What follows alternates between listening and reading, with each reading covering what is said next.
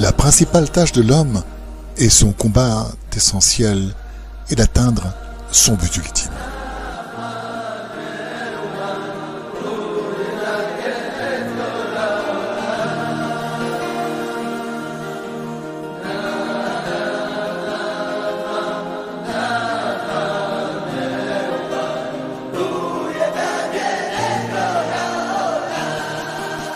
Dans cette vie sur Terre, et à cause de la matérialité du corps et d'autres obstacles, on ne peut pas comprendre le sens, ni percevoir la sensation de se sentir proche du tzaddik.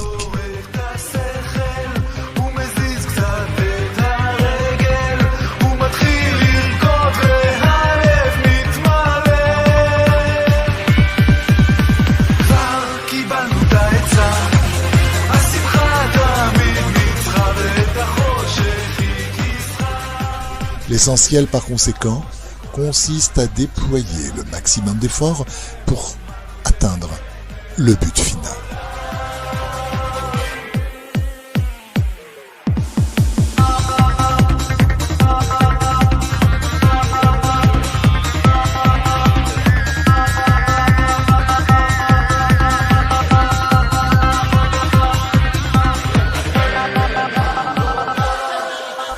Lorsqu'on aura quitté ce monde, après une vie longue et bien remplie, on comprendra ce qu'on a entendu depuis si longtemps.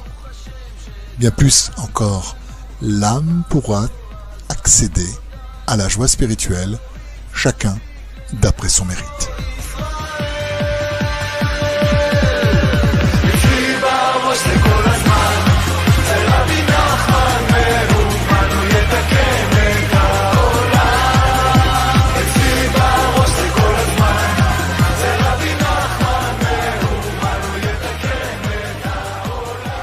Rabbi Nachman répéta à maintes reprises qu'il faut s'efforcer de raffermir sa foi dans le vrai juste, et que cette foi devra rester ferme après la mort. Car même là-bas, on a besoin de beaucoup se fortifier pour croire dans le tzaddik.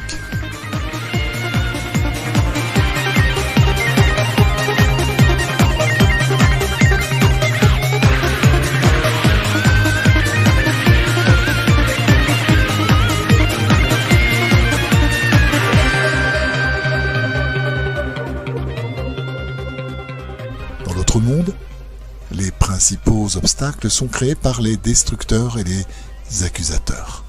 Ils nous troublent, affaiblissent notre résolution, nous trompant, répandant des humeurs contre le tzaddik. Ceci pour empêcher de nous en rapprocher, ou bien pour le renier, que Dieu préserve, et nous faire croire qu'il n'y a rien de vrai et de réel en lui.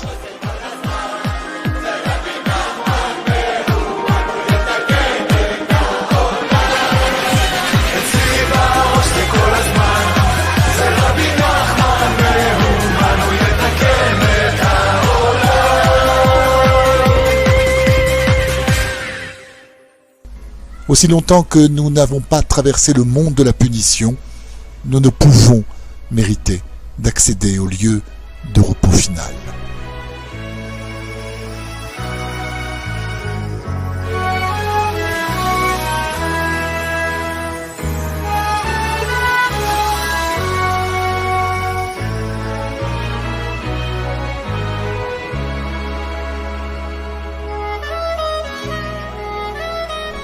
Les souffrances endurées sont l'œuvre des forces destructrices qui nous conduisent au monde de la désolation.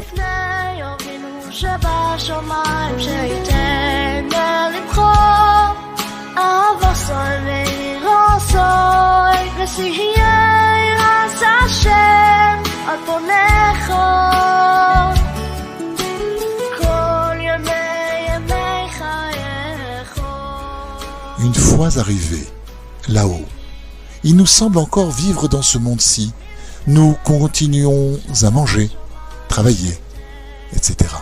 Par contre, si nous demeurons fermes dans notre obstination à ne pas les écouter et que nous leur disons « Je ne veux pas vous entendre, je veux précisément aller chez le tzaddik », alors elles n'ont pas d'autre choix que de nous laisser en paix.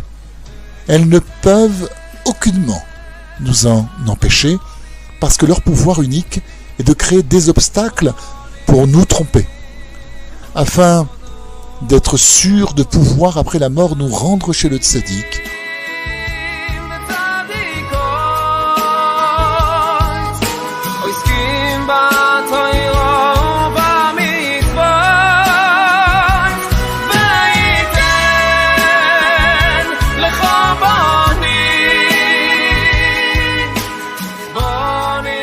Rabbi Nachman recommandait de prêter serment sur un objet saint, tel une paire de téphilines ou un rouleau de la Torah.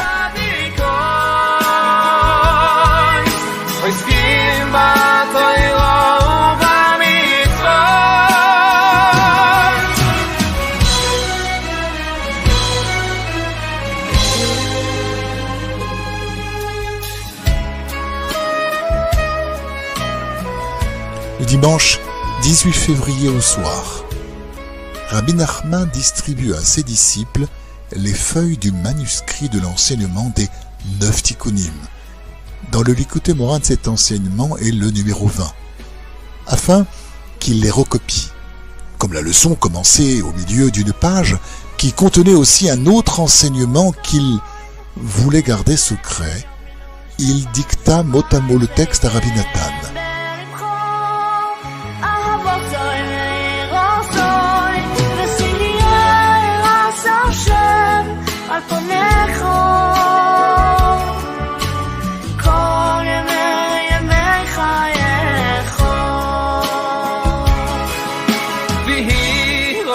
Soudain, le visage de Rabbeinu s'enflamma brusquement.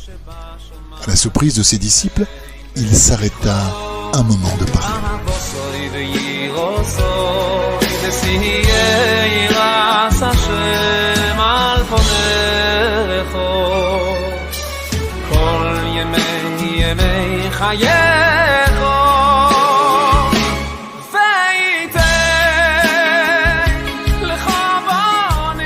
L'anniversaire du décès de sa sainte mère tombait cette même nuit et il avait oublié d'allumer une bougie et de réciter le Kaddish à cette intention. Étant donné que l'année comportait 2 mois de Hadar, l'anniversaire de sa mère devait donc être commémoré le même jour durant ces 2 mois.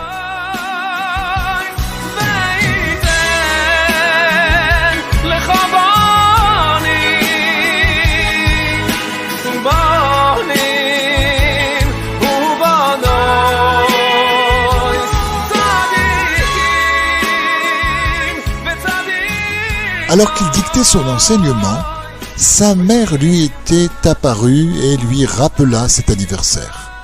Il réunit immédiatement un minyan de 10 adultes, étudia avec eux des passages de la Mishnah, récita le Kaddish et alluma une bougie à sa mémoire.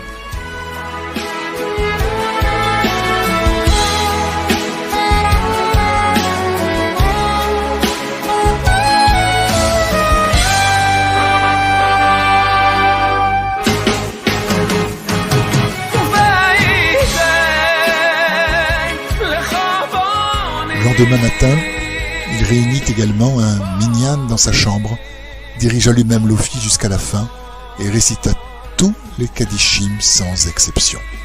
Il lut ensuite quelques passages de la Mishnah et termina par la récitation du Kaddish. Il avoua par la suite qu'il n'avait jamais dirigé un office de sa vie.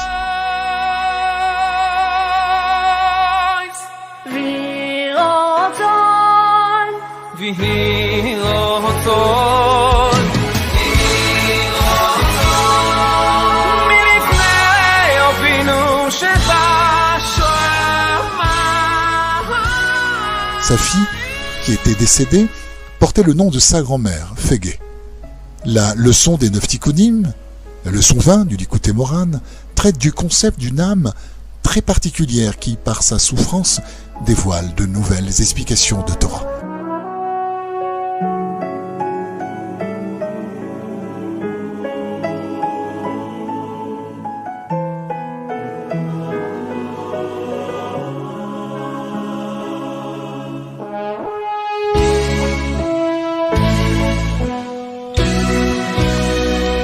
semblerait que l'âme de sa mère lui soit apparue précisément quand ils étaient tous en train d'étudier cet enseignement et qu'une corrélation existe à ce sujet.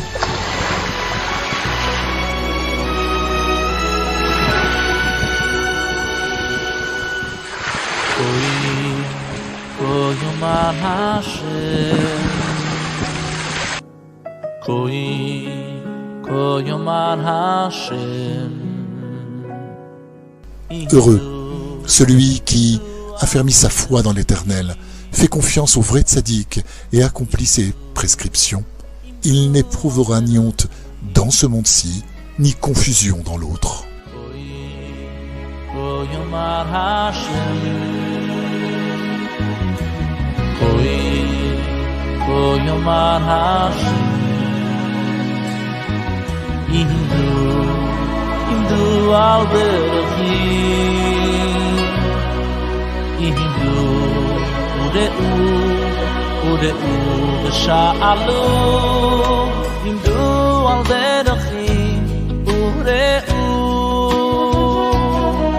Sha'alu lenasiva is oilo